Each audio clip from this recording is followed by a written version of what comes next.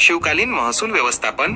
शिवाजी महाराजांनी आपल्या राज्यात एक अत्यंत प्रभावी आणि सुधारित महसूल व्यवस्था सुरू केली होती. या व्यवस्थेमुळे शेतकऱ्यांचे हित जपले गेले आणि राज्याची आर्थिक स्थिती सुधारली. खालील प्रमुख गुणधर्म हे त्यांच्या महसूल व्यवस्थापनाची साक्ष देतात. 1. जमिनीची मोजणी.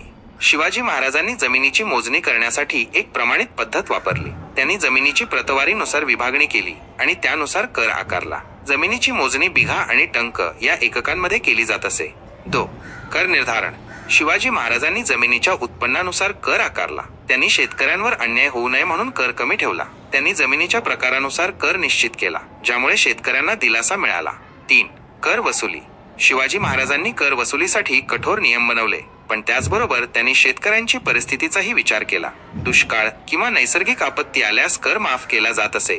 त्यांनी कर वसुलीसाठी गावकऱ्यांची मदत घेतली आणि त्यांना योग्य मोबदला दिला. 4. अधिकारी.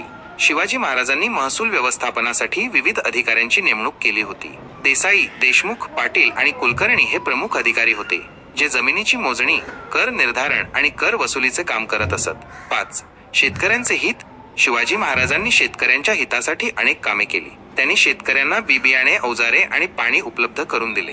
त्यांनी शेतकऱ्यांसाठी कर्ज योजना सुरू केली, ज्यामुळे त्यांना आर्थिक मदत मिळाली. 6. व्यवस्थापन.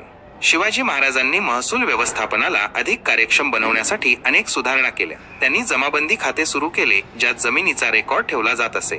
त्यांनी शेतकऱ्यांसाठी नियम आणि कायदे बनवले, ज्यामुळे त्यांना न्याय मिळाला. शिवाजी महाराजांच्या महसूल व्यवस्थापनामुळे मराठा साम्राज्याची आर्थिक स्थिती मजबूत झाली. शेतकऱ्यांचे जीवनमान सुधारले आणि राज्याची भरभराट झाली. त्यांची महसूल व्यवस्था आजही आदर्श मानली जाते.